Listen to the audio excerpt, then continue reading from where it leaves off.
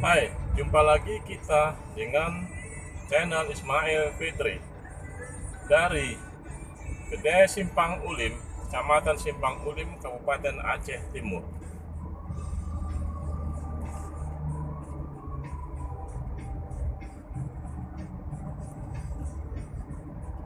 Pukul 16.02. Ini puskesmas sebelah kanan. Nah, inilah gedenya. Ada yang ke dalam lagi sana.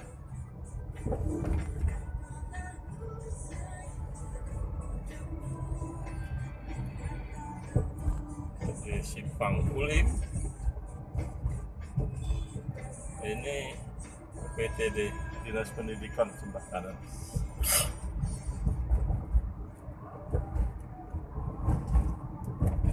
Masjid Simpang Ulim.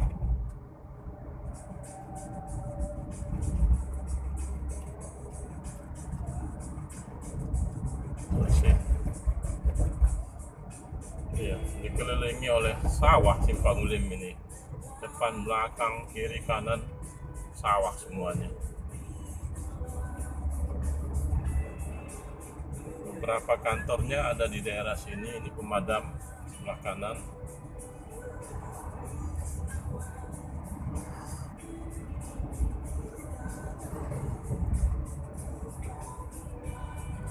Kantor pos. Ini Polsek Simpang Ulim sebelah kanan. Ya, begitulah kondisi Simpang Ulim yang dikelilingi oleh sawah. Oke, terima kasih. Sampai jumpa.